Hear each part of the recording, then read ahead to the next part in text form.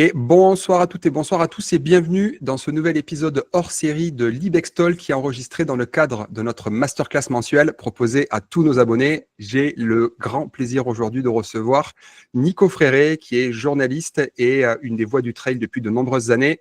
Il est le fondateur entre autres du média Distance Plus et l'animateur du célèbre podcast La Bande à des Plus.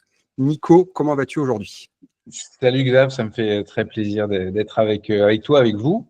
Et ça va plutôt bien, ça va plutôt bien. Je suis à la veille de partir pour raconter les mondiaux de trail et de course en montagne. Donc ça, plutôt excité de ça. Et tu as la gentillesse de venir avec nous. Il est 20h, tu as eu une dure journée. Donc Je rentre à l'instant de Paris où je donne en ce moment des cours de journalisme en radio, figure-toi. Et je me permets de te mini-corriger parce que je ne suis pas le fondateur de Distance Plus. Je suis l'un des cofondateurs et en fait, à la base, je suis même… je suis arrivé juste au moment, enfin avant que ça se crée. Mais je suis pas l'initiateur du truc, tu vois. J'ai toujours un petit souci quand à dire même que je suis cofondateur, même si dans la réalité, tout l'édito, etc., j'étais partie prenante, mais il y a un petit, petit bémol que je… Et on est d'accord que Distance Plus était bien au départ québécois. Est-ce que ça l'est toujours ou c'est toujours… Ça dépend comment on voit les choses. Distance Plus est un média qui est né au Québec, qui était le premier média de course en sentier, comme on dit là-bas, au Québec. Et il était jusqu'en 2020 consacré à la communauté de trail au Québec. On ne parlait que des Québécois ou quasiment que des Québécois quand on allait sur un événement. Et je me rappelle, ouais. Avec à l'époque, le trail méga Québec, etc. Et en fait, par la force des choses, entre guillemets, on s'est retrouvé avec naturellement un bassin de lecteurs, puisque Distance Plus, à la base, est un webzine. On était vraiment uniquement sur des articles sur le web, des articles journalistiques, mais des articles sur le web. Et donc, on avait pas mal grosso modo, on était à 80% de Québécois et 20% de Français, de Réunionnais, etc. Et à partir de 2020, on a créé 2 éditions, entre guillemets. Donc, on a continué de parler aux Québécois. On a commencé à parler à la communauté francophone plutôt européenne. Et puis, bon an, mal an, tout ça a évolué tranquillement pour une forme d'unité. Puis aujourd'hui, c'est un média qui est à 360 degrés. On n'est plus entre guillemets, un simple webzine. On est sur un peu tous les fronts, quoi. Et j'aimerais bien quand même commencer, si tu veux bien, par une question que je pose à tous les invités de l'Ibextalk. C'est quoi pour toi ta définition de l'entraînement ?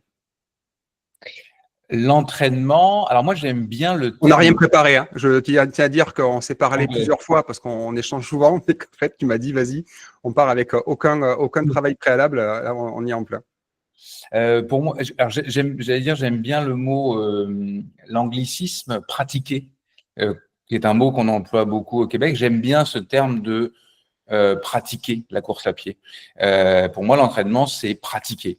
Ça peut être pratiqué de plein de façons différentes. Ça peut aller faire un footing, aller faire une sortie spécialisée, une sortie longue, courte, se rentrer dedans. Ça peut être préparer une course. Donc, à titre personnel, quand je pratique, je pratique l'activité de la course à pied. C'est mon entraînement. Puis moi, c'est devenu j'allais dire mon art de vivre, non, mais c'est mon hygiène de vie, voilà, c'est ça. Donc l'entraînement, tout ça, c'est mergé royalement. Tu vois, aujourd'hui, je ne suis pas allé courir, je ne suis pas allé pratiquer, je ne suis pas allé m'entraîner. Je prépare rien, mais je trouve quand même que je m'entraîne dès l'instant où je vais courir un peu. Et aujourd'hui, c'est pas une bonne journée parce que ça va me manquer. Je suis pas bigorexique, mais un peu quand même. Ouais, la journée se passe mieux quand tu as pu t'entraîner ou pratiquer, quoi. Ouais, mais même pas. Enfin, je veux dire, je pense qu'on est tous un peu pareil. Peut-être même avant tout pour le sentiment de bien-être dans la tête, etc. Et moi, je cours beaucoup pour travailler. Quand j'ai quelque chose qui bloque, quand j'ai un article qui marche pas, quand je sais pas enfin plein de choses. Je vais courir et c'est magique, quoi. C'est vraiment magique. Je crois Et que je c'est prends dans, pas de drogue, j'ai pas besoin de drogue, mais juste d'aller courir. Je ne sais pas combien d'idées j'ai pu avoir en allant courir, d'idées ou de trucs qui se sont solutionnés. Et donc, c'est vraiment une activité géniale. je crois que c'est dans Born to Run que McDougall il dit si au bout de 3 heures de sortie, tu n'as pas eu de réponse à un problème, c'est qu'il n'y avait pas de réponse, quoi. Ah ouais, j'avoue que c'est quand même d'une grande efficacité, donc je suis assez d'accord. Ok. Ouais. Et j'ai fait un petit peu l'inventaire de mes souvenirs. Il me semble que c'était bien au Festival des Templiers qu'on s'est rencontrés. Alors, je ne sais plus l'année, si c'était 2015 ou 2016, et qu'on est en train de déguster un petit burger à côté d'un petit food truck avant le départ de la VO de Run. On était posé sur le trottoir avec Blaise Dubois. Et Alors, on est en train de rigoler du matos que les gens embarquaient juste pour la VO de Run qui fait aux alentours des 20 km. Et on rigolait sur la quantité de matériel que les gens pouvaient embarquer. C'était pas les élites, hein, mais qu'ils embarquaient juste pour un 20 km. Et on était déjà à l'époque, donc il y a presque 10 ans, en train de rigoler de l'évolution du trail où les gens étaient de plus en plus connectés avec les lunettes, les montres, les bas de contention. À l'époque, tout le monde avait ses bas compressifs, les hauts compressifs Salomon, à l'époque où on avait Daen et Kylian qui couraient avec ces hauts manches longues un peu moulants. Avant même de parler des médias, comment toi, d'un point de vue perso et pro, tu vois cette évolution du trail? Déjà, on a rigolé il y a 10 ans, mais aujourd'hui, ça a encore plus changé. alors, je me souviens très bien de ce moment, mais on s'est rencontrés avant, parce que je pense que la première fois qu'on s'est rencontrés, c'était à l'époque, tu étais speaker pour la clinique du coureur, et c'est Florence Morisseau qui est aujourd'hui une des membres de la bande qui nous a présenté. Je Et pensais que c'était c'était autant plié pour la première fois, tu vois. à Rennes de Oh mémoire. oui, exact, bien vu, exact. C'était à Rennes, tout à fait. Ok. Tu vois, j'étais parti sur les Templiers, mais je me rappelle encore Et de ce même après, burger et de ce moment contemplatif sur les coureurs. Ouais. je pense que les Templiers, c'était encore après, parce que tu étais à la Réunion. Je suis tombé sur une photo de toi dans mon téléphone récemment, pas du tout compromettant, quoique si un peu pour toi. On était dans Mafat, je te croise dans Mafat, ça m'avait vraiment fait plaisir. Et je t'avais fait, je sais plus si c'était un défi qu'on s'était dit avant, etc. Et je J'avais fait t'avais des... dit, comment ça va, vas-y, est-ce que tu es capable de me faire de me faire des flexions et j'étais en photo en train de me faire une flexion Un petit squat. euh, à Marla. Exact. Ah, moi, je l'avais oublié ça. Joli, joli. Je devais pas être très, très, très lucide. Voilà. Donc, pour reprendre ta question, l'évolution du trail, écoute, ouais, on pourrait en faire 1 heure, hein, parce que alors, moi, le trail conscient, c'est-à-dire la première fois où j'ai réalisé que je faisais un sport qui s'appelait du trail ou que je courais sur sentier, que c'était une discipline, c'est 2006. Mais en vrai, je pratique le trail depuis que je suis gamin, puisque je suis revenu un peu là où j'ai grandi et j'ai toujours marché, couru dans la forêt et les champs qui sont juste à côté de chez moi. Mais en 2006, je déménage dans une ville qui s'appelle Villepreux, à côté de Versailles. Et ma première chose que je veux faire pour sociabiliser, je me dis, il faut que je trouve un club de course. Je n'avais jamais été dans un club de course. Et il se trouve qu'il y avait à ce moment-là, et je pense que ce club existe toujours, l'Acro-Run Villepreux. Il y a de très bons coureurs qui sont sortis de là. Et c'était un club de course où on faisait tout. On courait sur route, on courait en trail, etc. Et il y avait une petite bande, un peu plus allumée que les autres, qui était ultra trailer. Alors là, pour le coup, je découvrais ce que c'était qu'ultra trailer. J'avais Khaled qui se préparait pour la Diagonale des Fous. Il y avait les Templiers qui, à ce moment-là, en 2006, était l'épreuve par excellence. C'était vraiment le rendez-vous le plus gros des fans de trail. Et Ouais, puis, il y c'était avait comme les mondiaux en off, quoi. C'était un peu les mondiaux off du ouais, trail c'était de 80 vraiment km. Ouais. l'époque de Tom Tom leur Blanchet, etc. Et puis, bah, il y avait cette petite course là qui commençait à être un peu populaire autour du Mont Blanc et qui commençait à bien exciter tout le monde. Donc moi, ça a commencé comme ça, de manière assez minimaliste, en courant, en aimant ça, etc. Et aujourd'hui, bah, enfin, je veux dire, je pense que c'est difficile de. On a connu cette période où tu parlais de trail à des gens autour de nous qui savaient pas ce que c'était. Je pense qu'aujourd'hui, c'est devenu assez rare. Même des gens qui ne courent pas, qui ne sont pas dans cet environnement-là, savent ce que c'est que le trail. Tout le monde visualise un peu ce que c'est que le trail. C'est devenu vraiment méga populaire. Les événements sont, enfin, je veux dire, il y a encore 2-3 ans, les événements, même les plus gros événements, ne remplissaient pas enfin, les dossards ne se vendaient pas en quelques secondes comme aujourd'hui, quoi. Ça, juste ça, c'est une évolution dinguissime. Les prix des dossards, je ne veux pas faire un focus là-dessus, mais le prix des dossards sur les gros événements privés ont explosé. Rien à foutre, tout le monde y va De toute façon, gaiement. les gens vont payer. Donc, les gens, demain, l'UTMB à 1 000 €, les gens iront quand même, sans aucun souci. Mais ça, pour moi, c'est un vrai signe d'évolution et de popularisation du trail, parce qu'il y a quelques années, les fans de trail, quand ce sport était pas encore populaire, je pense que tu leur augmentais le dossard drastiquement, il n'y allait pas. Tu vois. Aujourd'hui, on est vraiment dans je pense que on est rendu dans l'évolution alors, je pense que c'est le sport qui est le plus populaire, qui a eu la plus grosse croissance, tout sport confondu à l'échelle mondiale. Et donc, il y a une popularisation dans le sens monsieur, madame, tout le monde fait du trail. Et il y a aussi un effet de mode. Je pense qu'on est là-dedans. On est un mix des deux.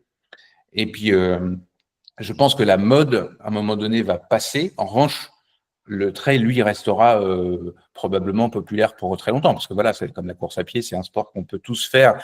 On peut effectivement se charger la gueule de matos, pardon pour l'expression, mais en fait, on peut tous aller courir avec pas grand-chose, quoi. Et toi, d'un point de vue accès aux sportifs de haut niveau, parce que tu fais quand même régulièrement dans des interviews, on s'est croisés dans l'ère d'arrivée, je crois que c'était pas pour l'OCC, mais c'était pour la MCC qu'on s'est croisés à Chamonix là, au mois de fin août. Est-ce que toi, tu vois une évolution aussi par rapport à l'accès aux sportifs élites, la professionnalisation? Est-ce que c'est plus facile pour toi, plus difficile pour toi? Est-ce qu'il y a des discours qui deviennent un petit peu policés, comme on voit chez les footballeurs, où aujourd'hui, à la mi-temps ou à la fin du match, ils sortent tous exactement les mêmes phrases apprises par cœur et ils répètent bêtement que ça a été difficile, mais bon, on a joué collectif, etc., etc. On a ce type de… Ou encore, aujourd'hui, il y a quand même encore une petite part de, comment on peut dire, de vérité ou d'authenticité chez les coureuses.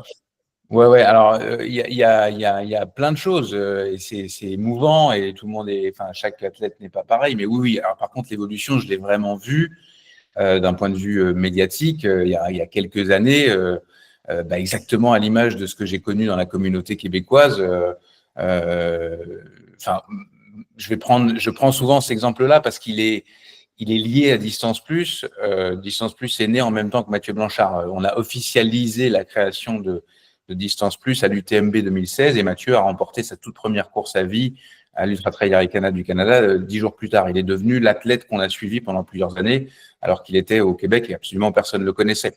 Et moi, je veux dire, de par à la fois son niveau qui n'a cessé d'augmenter et le fait qu'il participait à beaucoup de courses, Mathieu, on se côtoyait régulièrement, on s'appelait, je veux dire, Mathieu m'appelait, je sais pas, il était au Tarawera, il finissait sa course, 5 minutes après avoir passé la ligne, il m'appelait pour, naturellement, impossible de faire ça aujourd'hui, même si j'ai des très bons liens avec lui, par exemple, parce que on est rendu complètement ailleurs.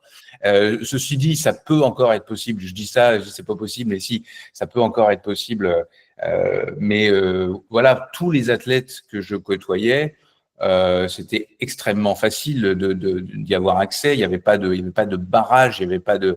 Aujourd'hui, on voit les barrages arriver, on voit les agences déjà, les agences de com ou les agences d'athlètes qui sont en train tous les athlètes qui sont un mini peu populaires ont un agent ou une agence, etc. Et ces agences-là ont un intérêt à faire interface, à contrôler, et donc on se retrouve potentiellement, les journalistes, avec cet intermédiaire entre les athlètes et nous, ce que moi, je n'avais pas il y a encore très, très peu de temps. Et là, je commence à être confronté à ça de plus en plus souvent. Alors, il se trouve que, voilà, effectivement, je suis quand même maintenant dans le monde du trail depuis pas mal pas mal de temps. J'ai un beau carnet d'adresses. Les gens me connaissent Et te reconnaissent. Oui, et voilà, le travail de Distance Plus est reconnu, donc c'est un peu plus facile de naturellement accéder à la plupart des athlètes. Mais je le sens. Je sens clairement que ça va être compliqué. Je sais que là, Canfranc, par exemple, où je vais me rendre demain pour suivre les mondiaux, j'ai une appréhension que ce soit plus compliqué parce que, tu vois, là, en gros, aujourd'hui, on a reçu un message comme quoi probablement qu'on n'aurait pas accès à l'arrivée des athlètes. Mais je veux dire, ça, ce n'est jamais arrivé de toute ma carrière. Ok. Et Donc, c'est-à-dire peut-être. potentiellement pas possible d'interroger les athlètes français Alors, une fois passé la ligne ou canadiens. mais ils vont créer ces zones mixtes dont on parle quand il y a des mondiaux d'athlétisme, des Jeux olympiques, etc. Donc, on est en train d'avoir vraiment, il y a des événements qui commencent à créer des interfaces et des structures qui sont à l'image de sports extrêmement populaires et extrêmement médiatiques. Et ça, moi, j'avoue que ça me fait peur parce que je trouve que c'était une des particularités de ce sport, à l'image des pelotons où on peut être le champion et moi, le petit gros derrière, dans le même pack, enfin, au même départ, en tout cas. Et c'était vrai aussi à tous les niveaux, en fait. Il y a une espèce de bonne franquette dans ce sport, quel que soit ce qu'on fait, qu'on soit un équipementier, un athlète, un journaliste, tout le monde se côtoyait allègrement. Et je pense que ça va devenir de plus en plus difficile. Donc j'attends de voir vraiment et d'observer à quelle sauce on va être mangé, nous les journalistes. Et puis, quel journaliste, parce que quand on nous dit vous c'est non, mais il y en aura c'est oui, donc ça va être qui oui et qui non. On va rentrer dans une tambouille que j'aime pas trop, alors qu'il y a 2 ans, Distance Plus était de mémoire le seul média francophone de trail qui a couvert les championnats du monde en Autriche. Donc là, Ouais, j'ai pas souvenir que l'équipe qui quand même de plus en plus prend le virage à parler de trail. Je suis pas sûr que j'ai vu quoi que ce soit passer dans l'équipe sur le trail au dernier mondiaux. Ouais. Alors, certainement qu'ils ont écrit dessus, oui, parce que quand même, ouais, le contraire m'étonnerait. Mais en revanche, de mémoire, il n'était pas sur place. Là, clairement, il va y avoir. Les mondiaux deviennent aussi un vrai événement. Ça va aussi dans le sens de l'évolution, c'est-à-dire que il y a de plus en plus d'événements, il y a de plus en plus de gros événements et il y a de plus en plus d'événements qui sont structurés et notamment les événements fédéraux comme les championnats de France, d'Europe, enfin continentaux et du monde comme on va voir là. Donc, ce qui va être amusant, c'est que c'est un tout petit village, Canfranc. Il va y avoir beaucoup de monde et donc du coup pas forcément de la place pour tout le monde. Voilà. Tout le monde. Au niveau de ce média, donc Distance Plus, moi, quand je t'ai connu, tu étais la voix principale, tu étais le principal journaliste. Peut-être qu'il y avait d'autres personnes derrière, mais elles étaient moins médiatisées. Je vois qu'aujourd'hui, il y a de plus en plus de reportages sur différentes courses ou autres, où le média, Distance Plus, cite des collaborateurs, des journalistes. Je suppose, comment ça a évolué en ce sens avec dire, le fait qu'il y ait de plus en plus de présence, de plus en plus de courses, donc de plus en plus de besoins de présence médiatique. Alors déjà, ce qu'il faut dire, c'est que Distance Plus, et ça je pense que même si moi je radote un peu sur le sujet parce que c'est mon bébé, et que parfois il y a des incompréhensions de la part de certaines personnes, mais Distance Plus, ça a été créé bêtement comme un média bénévole. Ça a été du bénévolat professionnel pendant 6, 7, 8 ans, en vérité, mais je pense que c'est la vérité, c'est le lot de la plupart des entrepreneurs ou des startups. Je fais encore beaucoup de bénévolat pour Distance Plus. Simon chez Ibex peut témoigner en tant qu'entrepreneur et petite start-up. Voilà, Ibex, il y a beaucoup de choses qu'on fait qui sont pas gratuites et ça fait partie un peu ouais, c'est ça. On appelle ça de l'investissement. On le fait avec le cœur, c'est ça, et en visibilité. Mais c'est sûr que le cœur est gros. Et donc, bref, Distance Plus, pendant de nombreuses années, c'est un travail qui prenait de plus en plus de place, de plus en plus de temps, mais qui était fait bénévolement. Et même, je veux dire, c'était assumé, c'est-à-dire que les collaborateurs, Vincent et moi, Vincent qui a été un des cofondateurs, qui n'est plus aujourd'hui à Distance Plus, mais avec qui j'entretiens des vrais liens d'amitié, on faisait de la formation journalistique pour ceux qui avaient envie de collaborer, de participer, etc. Mais c'était du bénévolat, c'était clair, net, précis, tout le monde était bénévole. Et si tu veux, moi, donc moi je suis revenu, je vivais au Québec, je suis revenu en France, je vis à cheval entre le Québec et la France encore. Mais ces moments où tu te dis, mais est-ce que vraiment je vais continuer comme ça revient de temps en temps, 2-3 fois l'année, tu te dis, mais à quoi bon, quoi? Tu bosses comme un fou, tu gagnes pas un rond, il y a un moment donné, faut vivre. Et quand mon ami Guillaume Prax, qui est l'organisateur du trail de la Cité de Pierre, que tu connais, hein, Guillaume. Ouais. Moi, je l'ai connu quand il avait l'Endurance Shop de Millau, enfin, sans faire de Il y pub. avait un Endurance Shop à Millau, qui avait créé l'école de trail pour les gamins à Millau, etc., il y a une dizaine d'années, je pense. Guillaume, on était assez proches. Typiquement, c'est le genre de collaborateurs qui me filaient en information, avec qui j'aimais bien brainstormer pour savoir de qui on allait parler. C'est le premier qui m'a parlé de Sylvain Cachard, alors que Sylvain Cachard était un bébé qui n'avait absolument rien gagné et qui me prenait la tête en me disant il faut absolument que tu t'intéresses à lui. Oh oui, c'est bon. Jusqu'au jour où voilà, il avait raison. Et Sylvain Cachard, à 18 ans, au sommet du CAD, faire une petite école de trail avec les enfants, et je crois qu'il venait juste de rentrer dans son école d'ingé, tout grand, tout sec, et bon, on sait ce qu'il est devenu, quoi. Exact. C'est la première fois, je pense qu'on avait fait un article sur l'école de trail et il était présent, effectivement. Il donnait de son temps pour les mots. Bref, Guillaume était, à partir du moment où il a su que moi, je suis un gars de radio à la base. C'est ça mon métier. Enfin, j'étais reporter, présentateur. Et la radio, c'est le média qui m'a toujours fait le plus triper. Et donc, le podcast, bien avant la bande AD+, j'avais envie d'en faire un. Mais c'était juste un projet de plus, quoi, tu vois. Et c'était encore un projet que je ne pouvais pas imaginer bénévole parce que je savais ce que c'était que de faire un podcast tel que j'avais envie de le faire, un magazine structuré, blabla, de l'information. Et Guillaume, lui, m'a pris la tête pendant des mois. Il me dit non, il faut que tu le fasses. Et de fil en aiguille, on brainstormait, etc. Puis le concept de la bande AD+, est né. Ça n'existait pas dans notre sport, hein, un talk show avec une bande sur l'actualité, etc. Ça n'existait pas. Et ce salopard, en fait, il m'est rentré dans la tête, quoi. J'avais plus le choix. Il fallait que j'y aille parce qu'à chaque fois, en plus que je teasais, que j'en parlais, tout le monde trouvait ça génial.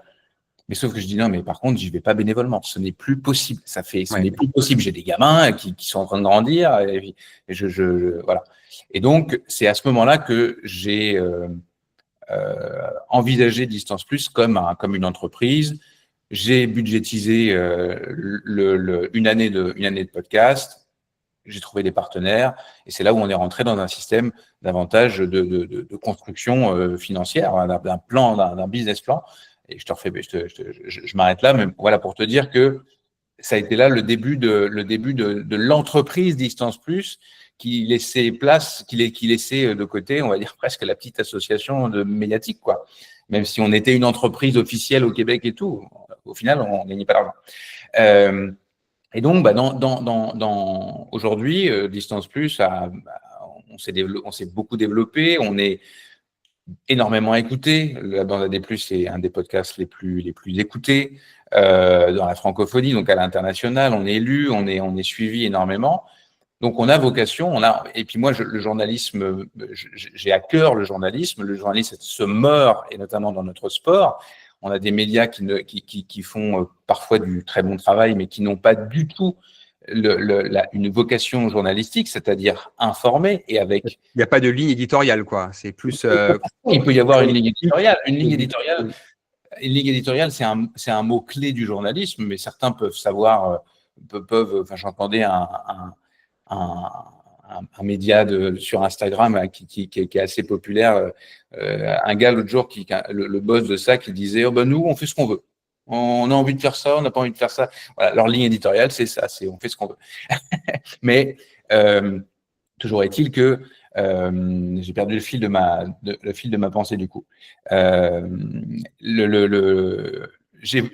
J'ai à cœur d'imposer Distance Plus comme un média journalistique, d'essayer de faire le boulot le mieux possible, d'informer le mieux possible et d'être aujourd'hui un média journalistique de référence dans le trail, de viser en tout cas de l'être. Et ça prend des mains, ça prend des collaborateurs, etc. Donc voilà, depuis un certain temps, on forme des membres de la bande, oui, de l'équipe. Et voilà. Et aujourd'hui, il y a un investisseur qui est arrivé, qui est arrivé auprès de moi. Et puis on a créé ce qui s'appelle aujourd'hui les productions des plus, qui chapeautent tout ce que produit Distance Plus. On coproduit notamment un autre podcast qui s'appelle le PC Course de Mélissa Mervoile. Donc, on est dans une logique de développement et d'investissement. C'est pour ça qu'on était cette année à des endroits où on n'avait jamais été, à la Western States, à la Hard Rock, à l'UTMB en grand nombre. On sera à la Diagonale des Fous. Donc, sur des événements où on n'a, entre guillemets, pas le choix d'être si on veut, si on fait bien notre boulot. Donc, oui, il y a un investissement dans l'humain qui est fondamental. Moi, je peux pas tout faire. Il y a des compétences que j'ai pas. Et puis, j'adore travailler en équipe. Et à un moment donné, bosser tout seul, en fait, c'est dur, quoi. Donc, c'est fantastique d'avoir une équipe et des collaborateurs autour de soi, de ne pas avoir de verticalité parce que j'aime pas ça, et de pouvoir de voir grandir son bébé en prenant un peu de recul et en laissant aussi des jeunes journalistes et moins jeunes. J'ai un collaborateur comme Franck Berthaud qui est pas né de la dernière pluie. Il est plus jeune que moi, mais il a des compétences depuis bien longtemps. Donc voilà, c'est réussir à monter une équipe avec des jeunes, avec des expérimentés, avec des regards différents, et ça c'est génial, quoi. On rentre dans une autre sphère que seulement le journalisme ou seulement le trail, mais on prend l'idée, c'est de travailler avec des passionnés, avec des connaisseurs, parce que pour informer, si on veut informer, il faut que les gens sachent de quoi ils parlent. Et ça, c'est pas toujours facile. Et je ne sais pas si tu es OK qu'on aborde un petit peu ça, parce qu'on s'est croisés à l'UTMB, on a échangé un petit peu après. Comment se battre ou comment se défendre face à l'augmentation de la présence sur les événements des influenceurs qui soit eux sont pratiquants, soit sont là pour faire de la création de contenu, comme on dit. Comment un média, on va dire, beaucoup plus traditionnel qu'est Distance Plus peut se battre contre ça. Parce qu'on a vu des athlètes connus accepter des interviews d'influenceurs, alors qu'on ne les a pas forcément vus avec des journalistes traditionnels. On peut donner un exemple, et c'est pas une critique, mais c'est circonstanciel et c'est de la logique marketing. François Daen, par exemple, c'est quelqu'un d'abord qui, je ne pense, affectionne pas plus que ça les médias. J'ai vu François l'année dernière, parce que j'avais été comme journaliste invité à son Ultra Spirit, qui est un événement absolument fabuleux. Et j'ai vu pour la première fois François Daen, je pense, parce je ne le côtoie pas, c'est pas un ami ou quoi que ce soit, donc je le vois toujours de loin, naturel. Et le François Daen, avec ses amis, avec sa communauté, c'est pas du tout le même qu'on a, nous, au micro, quand il fait des interviews. Parce que lui, il aime pas ça. Donc, c'est pas quelqu'un qui est à l'aise comme un Mathieu Blanchard, par exemple, et qui est comme un poisson dans l'eau quand il a un micro devant la face. Donc, moi, je pense que François, il sélectionne beaucoup les demandes d'interview. Il n'est pas comme Ludo Pomeray à dire oui à tout le monde avec générosité, mais c'est correct parce que on n'est pas obligé d'avoir envie, quand on est un athlète, de répondre à oui tout le temps, surtout quand on est extrêmement sollicité. Mais bref, je pense que François a dû décliner un certain nombre d'invitations de médias bien installés Par contre, il était avec les deux petits jeunes dans la tête d'un guidon, alors qu'ils font pas du tout du journalisme, qui font du contenu. C'est une interview qui dure 1 minute et demie sur 2 chaises. C'est rigolo, c'est sympa. Ils font les petits jeunes font ça très bien. C'est du contenu de divertissement. Mais ils ont eu François Daen. Quand aujourd'hui, probablement, moi, je n'ai pas fait de demande de François Daen, je le fais très rarement parce que je sais que ça le saoule. Donc, j'utilise d'autres biais si j'ai envie d'avoir de l'information autour de lui. Mais clairement, on est dans un monde où aujourd'hui, les marques vont pousser, les agences vont pousser, voire les athlètes qui sont un peu entrepreneurs vont pousser pour quel est le média dans le sens large qui va m'apporter le plus ou qui va m'ouvrir une nouvelle communauté. Qui va la génération Z qu'on a vu débouler cette année à l'UTMB. Elle était là, elle était bien là, les Clem qui courent, tous ces gens-là, et je ne critique pas. Je suis pas. J'ai rencontré Clément d'ailleurs à la fin de l'UTMB. C'est un gars ultra charmant, mais évidemment, on ne fait pas du tout le même contenu. Lui fait un contenu de type divertissement. Peut-être dirait-il qu'il informe aussi en parlant de lui, de son expérience, je ne sais pas, mais toujours est-il qu'on ne fait pas la même chose. Et autrefois, là je fais mon gros boomer, mais tout était bien séparé. C'est-à-dire que tu savais que si tu voulais t'informer, tu avais quelques journaux à acheter, nationaux ou locaux, tu écoutais les flash infos à la radio, le journal télé.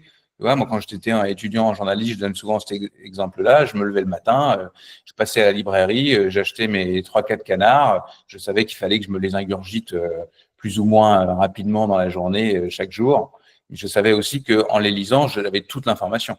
Et puis, c'était terminé. Aujourd'hui, tout ça n'existe plus. Donc, il n'y a plus personne qui s'informe spontanément, intentionnellement. On est tous sur nos téléphones à scroller et à scroller à une vitesse délirante. Si les 2 premières secondes ne sont pas intéressantes, on est déjà ailleurs. Donc, il faut être il faut conscientiser qu'on est là-dedans et que Distance Plus n'est pas concurrent des deux petits jeunes c'est ça le truc, ou de Clem qui court, mais en revanche, on est concurrent parce qu'on est dans le même espace et qu'aujourd'hui, les gens consomment. L'espace, c'est pas si toi, tu as 2 heures de disponible dans ta journée, ce qui n'est pas gagné, je pense, à mon avis, mais si tu as 2 heures et que c'est sur ces 2 heures-là, tu vas courir 1 heure et puis il y a 1 heure que tu passes à scroller sur ton téléphone ou à écouter des trucs, tu as 1 heure. Si tu regardes la vidéo des 2 petits jeunes, puis Clem qui court parce que c'est sympa, à la fin de ton heure, tu n'as pas consommé d'informations et Distance Plus, et tu l'auras pas consommé. Donc, qu'est-ce qu'on fait ? On essaye de réfléchir. On essaye d'aller comprendre les codes d'aujourd'hui et d'adapter, je vais reprendre le mot que tu as employé tout à l'heure, notre ligne éditoriale, notre fonction d'informer avec les moyens qui sont à notre disposition aujourd'hui.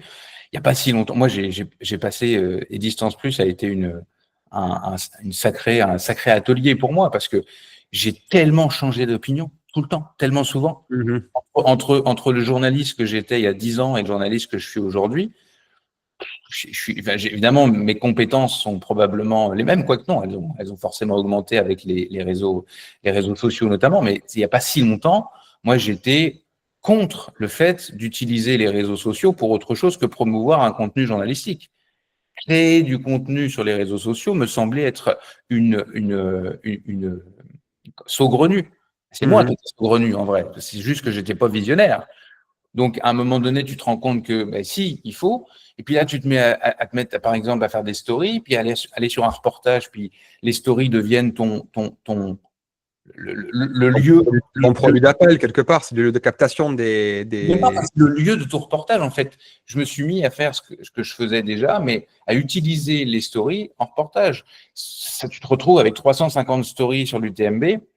Il y a de la vidéo, de la photo, des moments clés, des faces caméra, etc. Et du coup, tu t'es d'un seul coup, tu as grandi parce que tu as offert à tous les gens qui te suivent une autre façon de raconter une même histoire que tu racontais très différemment. Au début de Distance Plus, on couvrait comme Iron Far le fait aujourd'hui, on était sur Twitter et on racontait toute la course tout au long sur Twitter. Moi, j'ai commencé comme ça, les courses, la Diagonale des Fous, je les racontais sur Twitter. Bon, aujourd'hui, ça me paraît complètement ubuesque que Iron Far continue là-dessus, mais ouais, ils le font très bien, ceci.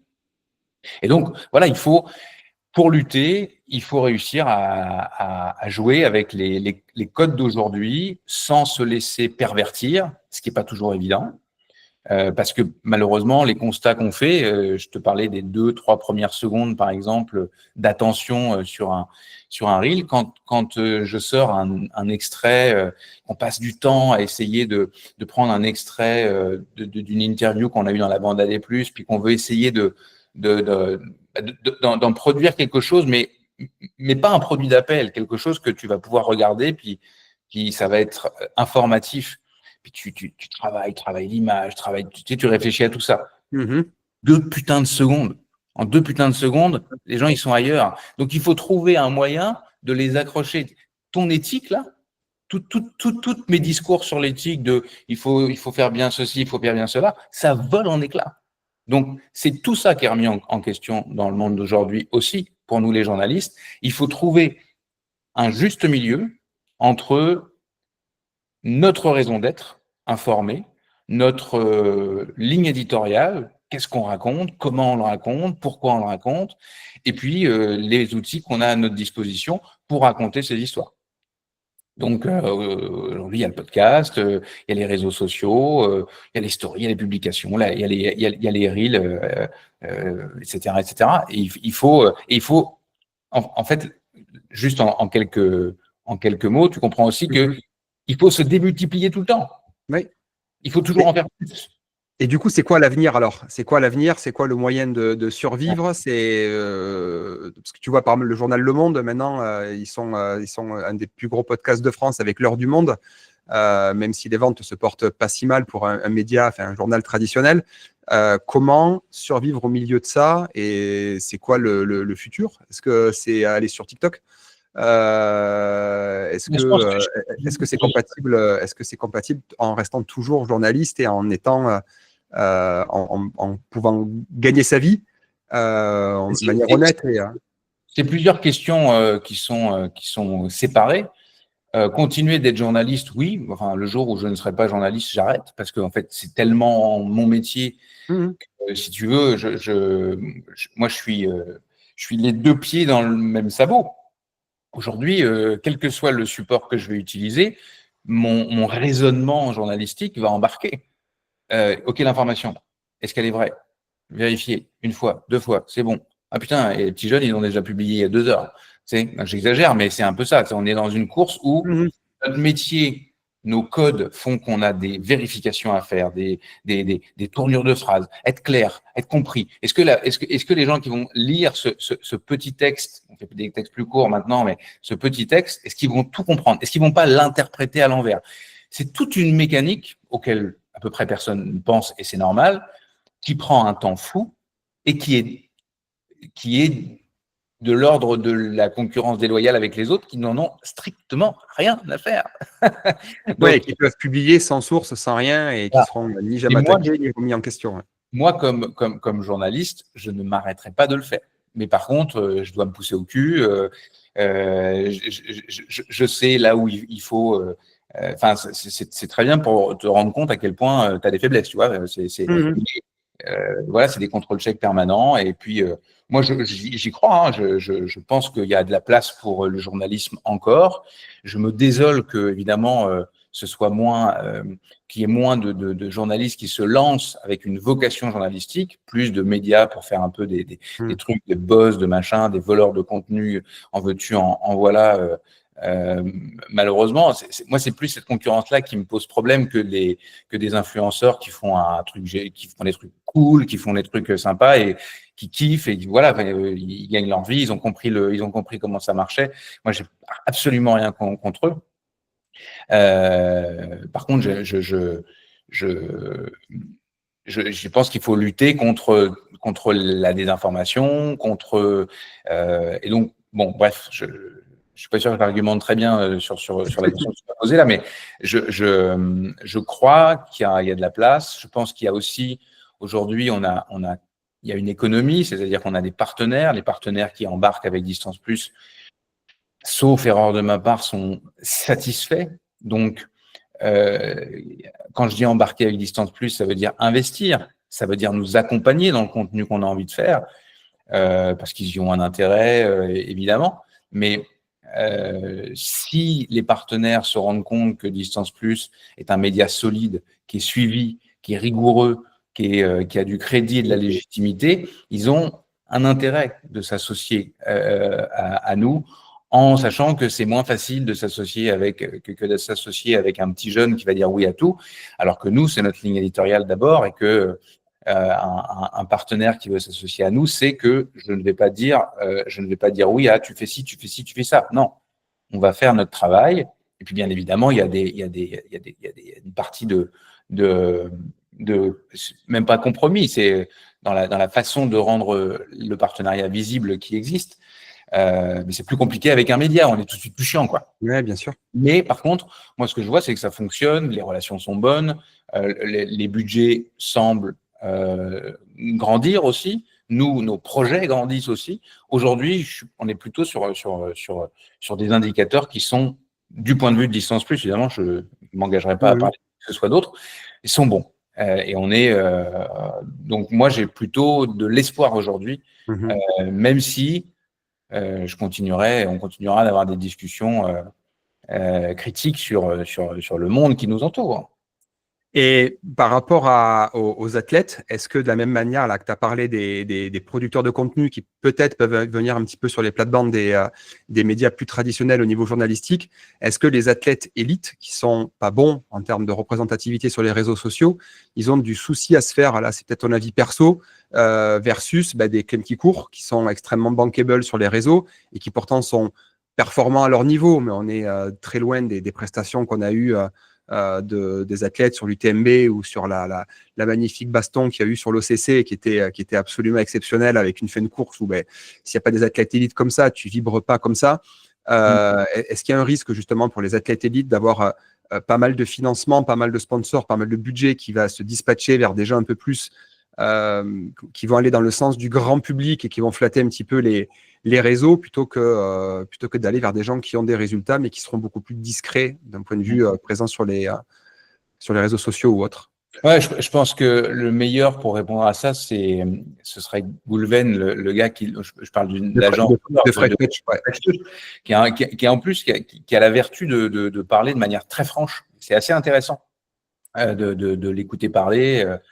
C'est pas le gars qui te l'a fait à l'envers. Je trouve ça plutôt faire. J'aime beaucoup. Mais alors, de mon point de vue, sans être dans quelque critique que ce soit, pour moi, c'est une évidence.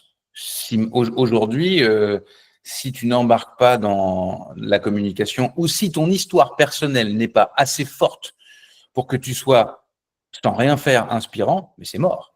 Le monde de demain ne te donne pas de place. Tu vas pouvoir courir, mais les partenaires vont pas embarquer. Et tout simplement. Parce que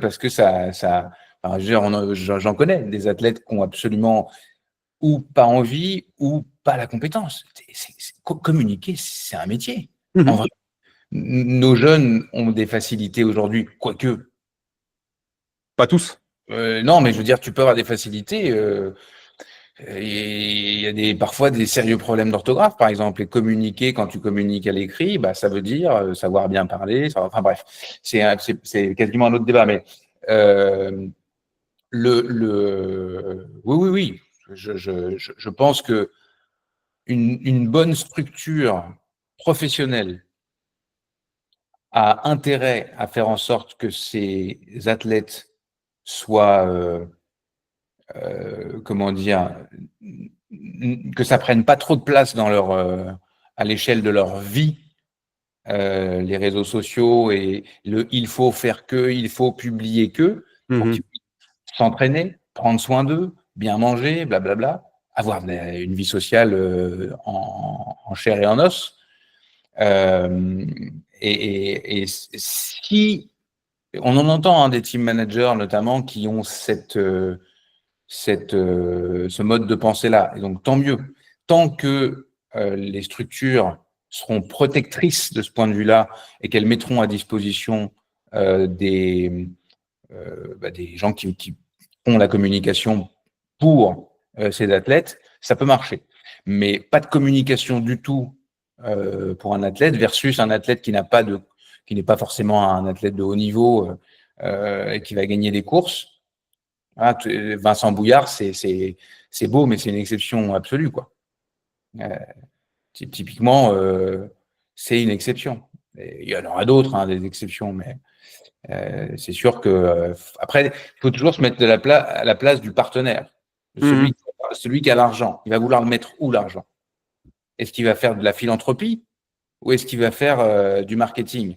Je pense qu'il n'y a pas beaucoup de marques qui dépensent de l'argent marketing en philanthropie. Il y en a, bien sûr. Mais en tout cas, j'en connais pas des masses non plus. Le problème, c'est pour qu'il y ait une belle com au départ, si l'athlète n'aime pas ça, c'est qu'il faut qu'il ait de l'argent pour se payer des gens qui vont lui faire sa communication. Donc, c'est le serpent se mord la queue, quoi. Ouais. Ça dépend des structures, effectivement. Si tu es dans une structure professionnelle, normalement, l'argent vient de là. Donc, ça fait partie du contrat avec l'athlète, entre l'athlète et la marque. Il y a un budget pour ça. Et si tu n'es pas un athlète professionnel et que tu veux te faire voir, etc., c'est vrai que ça me semble, aujourd'hui, ça me semble quasiment impossible. Je vais reciter Mathieu Blanchard, qui, à mon avis, est un modèle du genre dans la nouvelle ère. C'est-à-dire qu'il a été visionnaire, lui, il a tout coché. Il a commencé par communiquer. Il a fait tout en même temps. Dès le début de sa carrière, il était loin de penser qu'il allait devenir professionnel, qu'il allait faire des podiums à l'UTMB. Okay. Mais il avait déjà cette façon de se raconter. À la fois, il est très fort, ouais. Ouais, à la fois quand tu fais une interview ou dans ses écrits, dans les projets qu'il a menés, etc. Et en fait, il a mis tous ses œufs. Il a pas mis tous ses œufs dans le même panier, mais par contre, il a su bien gérer son affaire. Et aujourd'hui, je pense que ça fait partie des modèles, pas dans le sens il faut faire comme lui, mais c'est le modèle de l'athlète professionnel qui est à la fois qui est excellent parce qu'il a des résultats, excellent parce qu'il est bourré de partenaires, parce qu'il est suivi, influent. Oui, puis en plus, pas que dans le monde du trail. C'est qu'ainsi il a réussi à sortir de… Bon, je pense que Koh Lanta a peut-être pu aider au début pour sa popularité. Ça n'a pas un peu aidé, ça a énormément aidé. Je pense que, je ne sais même pas si on avait déjà parlé de ça avec lui, mais c'est une évidence que quand Mathieu va faire Koh Lanta, c'est pas uniquement parce qu'il a envie de faire une aventure de survie. Insider, on était avec lui en 2019 à table quand il se levait pour dire j'y vais à Saint-Gilles en 2019. Ouais. Saint-Gilles, je fais l'interview sur la plage de Saint-Gilles. C'est là. Ouais, il peut pas dire. Et, il est non partant, ouais. Cette année-là, il est un des favoris, mais non partant, ouais. Absolument. Et qu'est-ce que je voulais dire? Je sais plus. On parlait de Koh Lanta, justement, que sans Koh Lanta, il n'aurait pas eu. Ça a été très malin de la part de Mathieu, parce qu'en plus, il a été viré très rapidement, parce qu'il s'est fait. Alors moi, j'ai suivi Koh Lanta pour la première fois parce qu'il y avait Mathieu, comme tous les Québécois d'ailleurs. Et il s'est fait prendre dans un coup de traquenard. Pour ceux qui n'ont pas suivi, il était une équipe de 4 ou 5. Et en gros, il y a un gars qui avait un collier, donc il avait l'immunité. Et c'est lui. Tout le monde a voté contre ce fameux gars, sauf lui qui a voté contre Mathieu. Et comme il avait son collier d'immunité, Mathieu avait beau être le meilleur de l'équipe, il dégageait. Mais il a quand même été très populaire le peu de temps qu'il a été. Et derrière, quand tu sors de Koh Lanta, tu as une base d'abonnés d'un seul coup qui vient d'exploser. Alors, évidemment, ce n'était pas une base de trail, sauf que Mathieu, aujourd'hui, est d'autant plus intéressant qu'il a un gros bassin de trailers, donc il parle à tous ceux qui font de la course à pied et du trail, mais en plus, il a ma mère. Ma mère le suit. Et plein d'autres. Donc il sait. Plein de gens qui ne connaissent pas le trail ont accès au trail par notamment Mathieu Blanchard ou un Kylian, ouais. Et Mathieu est un assez influenceur pour donner envie à ma mère, je le montre là parce que c'est la maison d'à côté, mais à ma mère de regarder l'UTMB en live. alors qu'elle ne regarde pas de trail le reste de l'année. Hein. Mais c'est voilà, donc l'influence est quand même extrêmement forte. Elle joue y compris chez les personnes un peu plus âgées, quoi. Donc, à moins qu'il y ait des résultats exceptionnels type Vincent Bouillard, très compliqué pour l'avenir d'avoir pour certains athlètes, quoi. Bah, ça me semble compliqué. Enfin, il faut monter des projets, mais Il en parle pour être complètement autonome financièrement et ne dépendre que du trail ou du running pour en vivre, quoi. je dis, ou alors tu es un athlète d'exception. Là, je pense à un Louison Coiffé aussi qui est dans mon équipe, enfin qui est dans la bande. C'est un mec qui est intelligent, qui est structuré, qui est moi j'ai le sentiment qu'il va devenir un des plus grands athlètes de la planète. Je me dis qu'un gars comme ça n'a pas forcément besoin de communiquer. Parce qu'il va être très fort, parce que dès l'instant où il fait une intervention, il est brillant, il prend la lumière, bon, mais c'est des exceptions. Et je pense que tous les meilleurs athlètes vont être coucounés par leur équipe, qui vont financer ce qu'ils n'ont pas envie de faire. Mais il y a beaucoup de gens qui vont être laissés sur le côté parce que c'est quand même une minorité aujourd'hui des gens qui sont pris dans des équipes quand ils ont une vocation professionnelle. Donc malheureusement, même si ça vient gréver une partie du quotidien d'un athlète qui a envie de juste s'entraîner, aujourd'hui, ça me semble difficile de ne pas avoir au moins une petite fenêtre de communication. Et encore là, il faut réussir aujourd'hui, comme tout le monde communique, à trouver voilà, une filière de démarcation. C'est pas évident. Okay. N'hésitez pas, hein, pour tous ceux qui sont présents à la masterclass, de poser vos questions si vous en avez pour Nico. Sentez-vous hyper libre de communiquer avec lui ou avec nous. On va relayer tout ça. Dans tous les cas, même avant de recevoir les questions éventuellement et de conclure, qu'est-ce qu'on peut souhaiter du coup à toi? Qu'est-ce qu'on peut souhaiter à Distance Plus là, pour les 2, 3 ou comme on dit, où est-ce que tu te vois dans 5 ans? C'est la fameuse question RH. J'ai du mal, moi, à faire ces trucs-là. Parce que ça moi aussi, c'est pour ça que je la pose parce que je suis toujours incapable d'y répondre en fait. Mais... Ouais, moi, je suis en permanence en retard surtout. Donc, m'imaginer dans 5 ans alors qu'il y a des trucs qui traînent, tu vois, j'ai de la difficulté. Non, mais écoute, tu parlais d'une équipe. Moi, la fierté que j'ai depuis quelques mois, même à l'échelle de cette année, c'est d'avoir une équipe aujourd'hui, des gens sur qui je peux compter, des gens que j'aime beaucoup, qui sont dévoués, qui sont en évolution, qui progressent, qui sont passionnés. Donc j'ai envie de construire ça. Je pense que dans 3 ou 5 ans, l'équipe sera plus grosse. On sera en capacité de produire un contenu probablement plus riche. On aura j'espère, donné encore plus le goût aux gens qui nous suivent de s'informer via Distance Plus, en conscience, c'est-à-dire, tiens, le lundi matin, il y a le récap des plus, je le sais, tous les lundis matins, je peux aller sur Instagram de Distance Plus, puis en 10, 20 slides, je sais à peu près dans les grandes lignes tout ce qui s'est passé au cours des dernières heures, au cours du week-end. Voilà, je pense que je me vois peut-être un peu trop beau, mais je pense que Distance Plus a de beaux jours devant lui. Ouais, on va continuer de produire du contenu en essayant toujours de miser sur la qualité, en essayant de miser sur l'information et de se distinguer, d'essayer de se distinguer sous ce prisme-là, quoi. En toute humilité, hein, il y a pas de, on n'est pas mieux que qui que ce soit d'autre, mais enfin si un peu. Mais... Quand même. Simon, dis-moi tout. Nico, j'ai une question. Tu nous disais que tu avais découvert un petit peu consciemment, du moins, le trail en 2006. Tu as aujourd'hui, à mon sens, du moins, une des plus grosses expériences en trail d'un point de vue média et journalistique. Pour toi, quels a été un petit peu les grands points de bascule de cette évolution avec l'émergence des réseaux sociaux l'émergence, comme vous le disiez avec Xav, cette édition de l'UTMB qui a été marquée par une influence de l'influence. Ah ouais.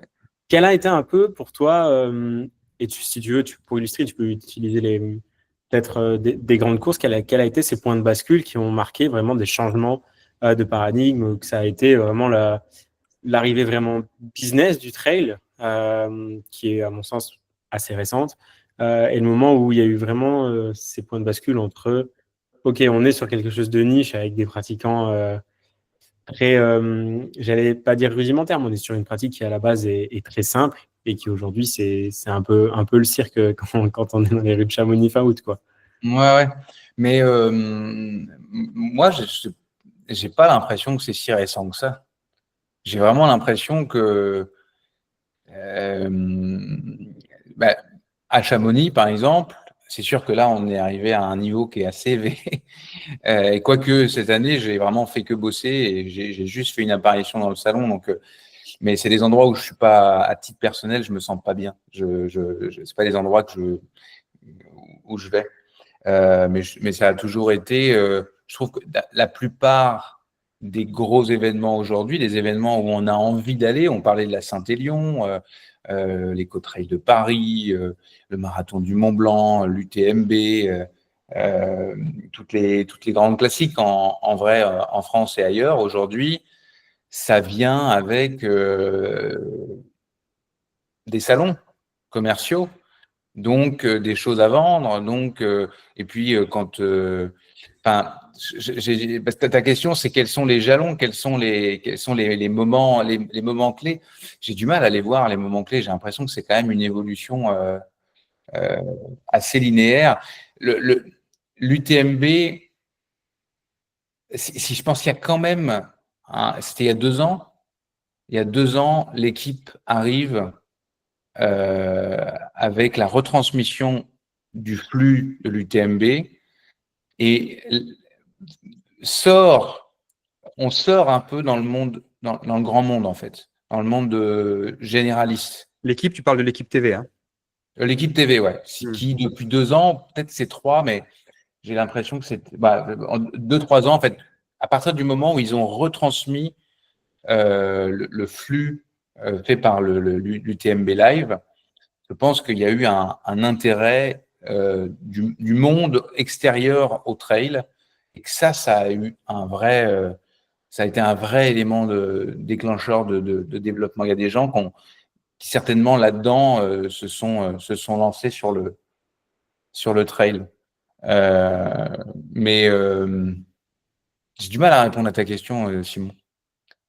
Toi, tu as vraiment vu quelque chose de linéaire plus que des gros événements. Ouais, quand même. Peut-être que dans 5 ans, on refait le même et on dira que l'UTMB 2025 a été un vrai tournant avec une deuxième vague de MCC quasiment remplie d'influenceurs et avec une privatisation quasiment de… Encore là, les influenceurs, ils font juste du bruit parce que la MCC, ça a quand même toujours… Tu vois, par exemple, à titre personnel, j'ai été invité 2 fois, moi. J'ai eu 2 fois un dossard sur la MCC.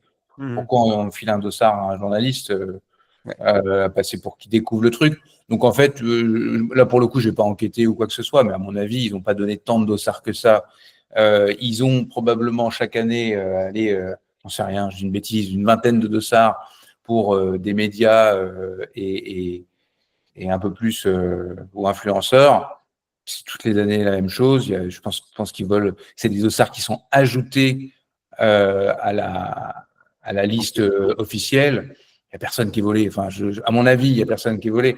Et comme ce sont des influenceurs, ils font ce pourquoi ils ont été invités, c'est-à-dire qu'ils font du bruit, ils se montrent et on les voit plus que les autres.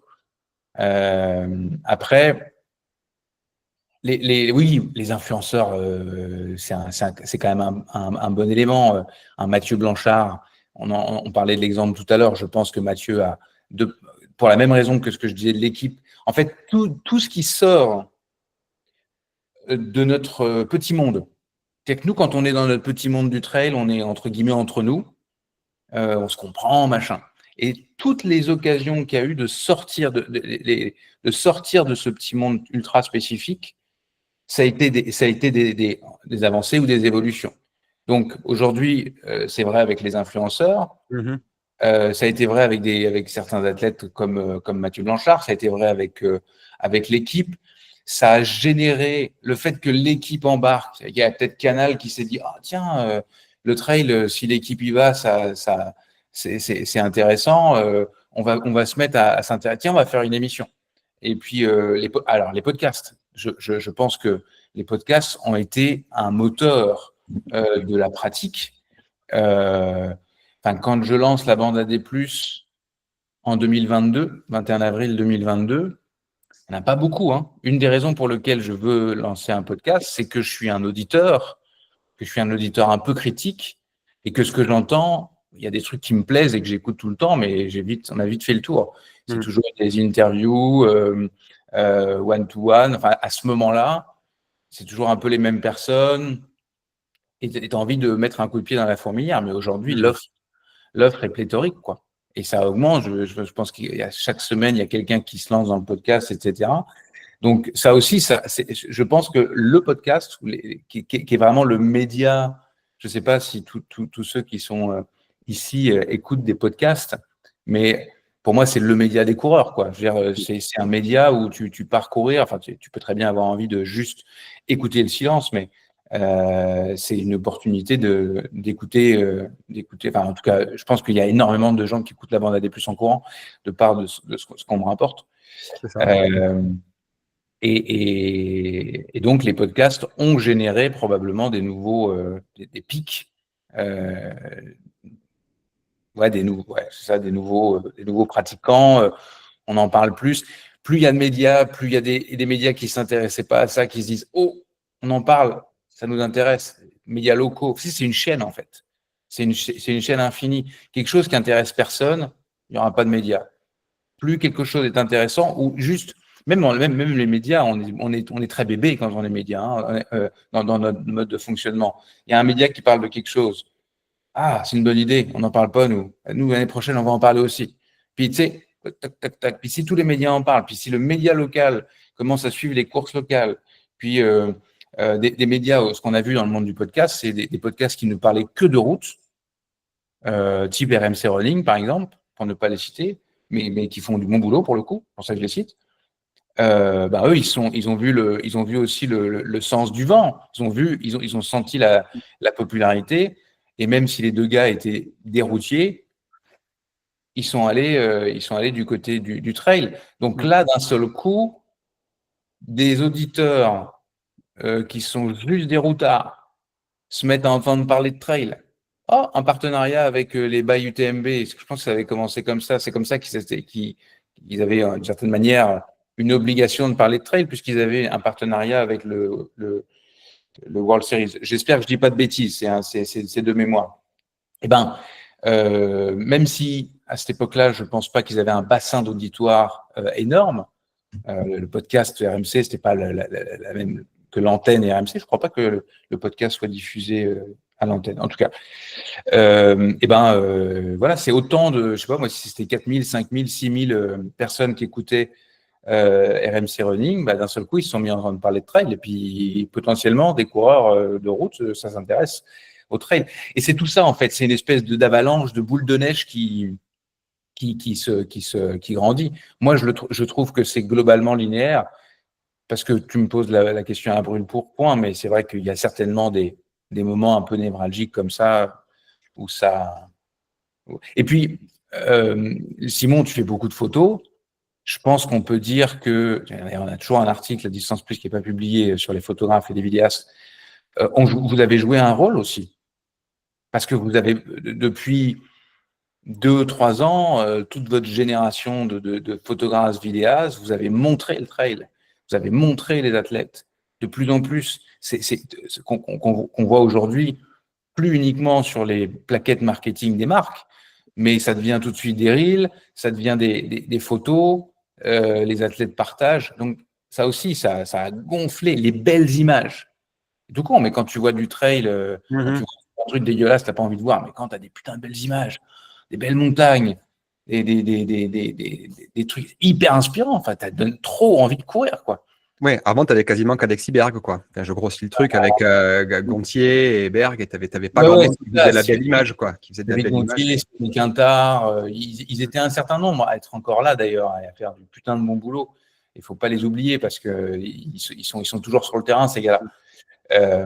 Mais eux, qui ont donné certainement envie à des gars comme toi, Simon, et tous les autres, de faire de la photo, ils les forment d'ailleurs aujourd'hui. Je pense à un Guillaume Salem, par exemple, qui va être avec nous sur les mondiaux. C'est un gars qui est formé par Alexis Berg et David Gontier avec les stages photo. Et toute l'image qui est renvoyée sur notre sport, bah, ça nourrit bien au-delà des trailers, en fait. Et encore une fois, on revient à ce mot très à la mode qui est l'inspiration, aussi à la mode que résilience et bienveillance. Mais c'est vrai, quoi. On est quand même, ouais, dès l'instant où c'est inspirant, que ça touche l'émotion, la beauté, etc., on a envie d'y aller. Donc, je pense que ça joue. Ouais.